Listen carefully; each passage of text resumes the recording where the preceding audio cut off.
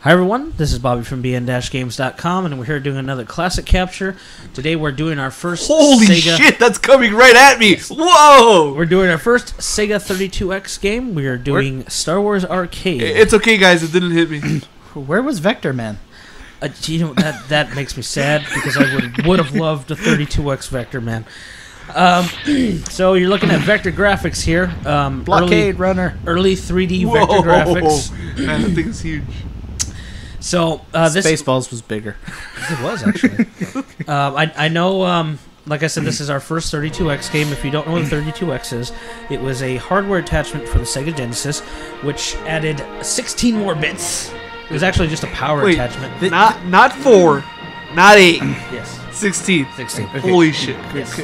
Question, this is supposed to be a classic capture for Star Wars, not the 32X? You know, I gotta say this. Well, you know, the problem with that is, Timmy, this was the flagship game. You know, that text looks like it was animated by the guys that did Ed, Edd and Eddy. That is true. It looks like Squiggle Vision. You know what? I almost want to say that almost looks better than Shadows of the Empire. It almost does. Although the text looks wrong, but still. Can you imagine what some anti-aliasing would do with that? Not much. Not really. Maybe a little bit. Not really. Yeah, a little bit. Not really. I think it's so. pretty low res. I don't know why, but I want to keep checking that for spelling errors. Squiggle Vision. So, anyone here play Star Wars Arcade? Yep. Long time ago. It was an arcade game. Let me go to Chuck E. Cheese. All right. Yep, that would probably be where you played this. Yay! It's a trap. Yes, there is voice acting. It's a horrible voice acting.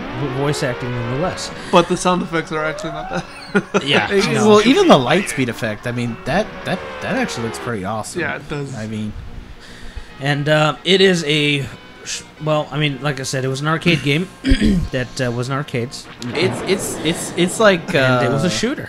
As arcade games tend to be. Yes. I wanna well, you kids don't remember arcades, probably. I want to say it's a little more advanced Star Fox. Yes, to a certain degree, it is. You know, and The only thing is you're visual- always stuck in all rain mode. And also, you're shooting Jello shots at them. Yeah. Or watermelons or something. I used to think that was the evil eye going. I was like, here's the evil eye.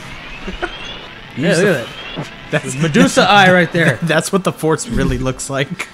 And you're presumably flying around as Luke Skywalker, because he was pretty good pilot and shut down 30 TIE fighters by himself in the middle of a rock asteroid field.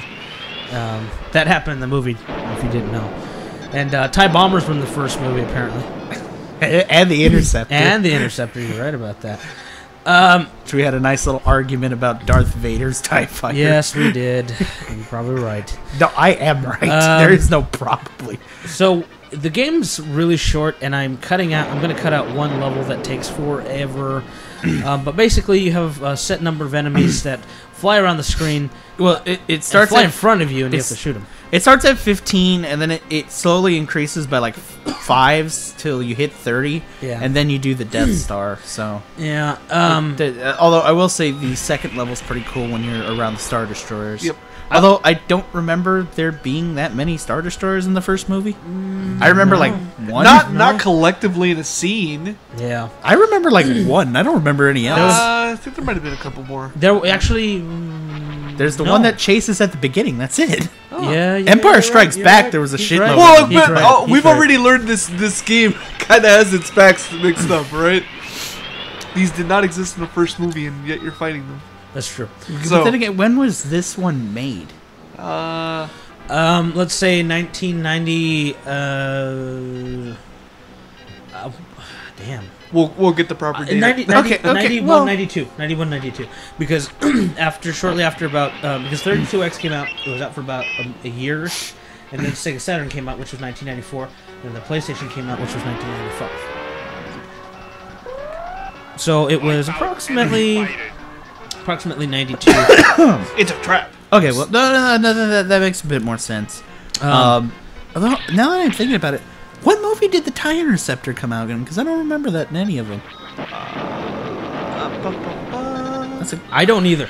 No, you know what? It was definitely in Return of the Jedi, because when the first scene when all the TIE fighters are coming at and shooting at them, you know, when they turn around and then he says it's a trap. You know, when they first come out at them, the TIE interceptor's there. I remember seeing that very clearly.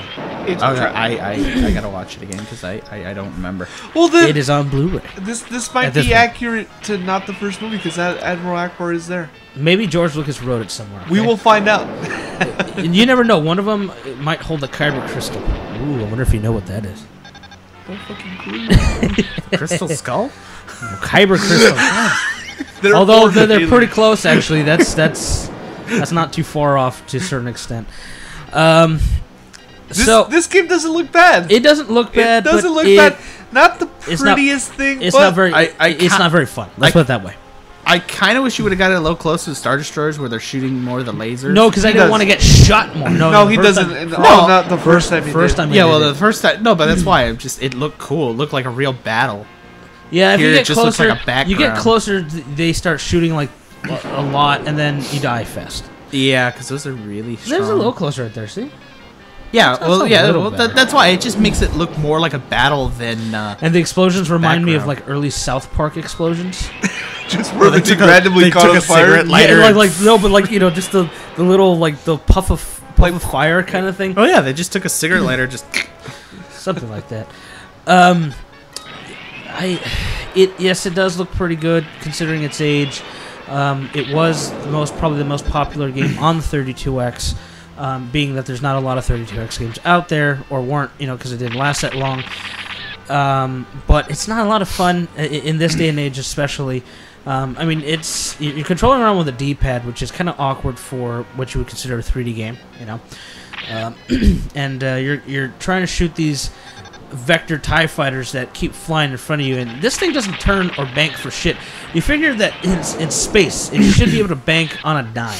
It's because you have four wings improperly placed. So space friction doesn't allow me to do. Yes, space friction. Okay. Well, then why do you have those like little speed lines? It's the same thing as space gravity and space Australia. Yes, it just can't. Goddamn space camels. This actually is pretty good considering that this animation effect looks really close to the movie right here, actually. Except for Admiral Akbar, that's like the horrible GIF file. Like, terrible. Although that is not bad considering, again, the year. I will say, it looks good up until that little transition coming up. It looks good until you get close. and like, they couldn't use Admiral Akbar for that. And then he like fucking goes, considering the size of that thing, he just like went like light speed for like half a second, and then all of a sudden, I'm in a trench. You're not even in the trench yet. You're shooting the lasers. Now, I'm gonna be honest. The difficulty spike increases dramatically because I don't know what it is. First of all, you can try to destroy all of these turrets, and they seem to respawn, or you never hit them all. No, I was gonna say you didn't hit them all, but the thing is you got to hit 30 TIE fighters, and you almost have to get rid of these turrets at the same time, otherwise you die. And that lower one at the bottom is the one that always gets you because it's hard to aim lower for whatever reason.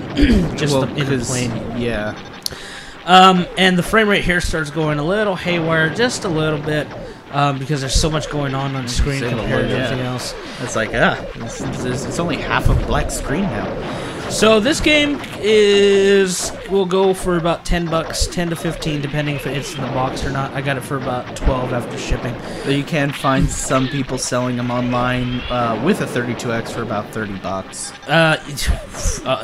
That is a big maybe. I've seen 3 of them. 32Xs, working 32Xs with all the cables. The cables is what really gets it. Well, that's is the pain in the ass. So if you own a 32X and it works, you're one of the few to a certain extent because they're kind of hard to find. Yeah, but the cables you can get replacements. You can get the replacements. You can get the replacements, but to get it complete and working is a bit of a gamble when it comes to online. If you go on eBay, for example, 32Xs usually sell in an as-is status, and they usually do not have any cables. And they're usually not tested either. But if you do pick one up, this is definitely a game to get for the collection. It's probably as cheap as it is. It's not something you're gonna pop in and go, man, Star Wars 32X was. That's where it was at. Yeah, this was the pinnacle of gaming. George Lucas had it right all along, or LucasArts. It's not a Tim Schafer game though, so I'm just happy it's not Lego. Why? Well, that's an argument for a whole. We're not even going to get into that here, but for the price, it's pretty decent. It's competent for its time, and it is definitely an early look at what vector graphics and 3D graphics were working to be. The Super Nintendo had done their own versions, obviously, with the FX chip. Hey, Bobby, I don't know if you noticed, but you don't have any shields left? Yeah, I know. You might want to worry. The sad thing is he's got no shields left. He starts doing a hell of a lot better, and he runs out of time. Yeah, I run out of time. And the shitty part is there's no way to increase the shield. You just die, and then you'll have to hit continue from whatever checkpoint you were at last. That kind of sucks. And like I said, the difficulty spike comes up. How do you repair your ship in space? R2. He does not have enough room to get up out of that little seat and then... Oh, well. All right, everyone. Well, this was a classic capture for Star Wars Arcade 32X. Please subscribe and let us know what you think. Thank you.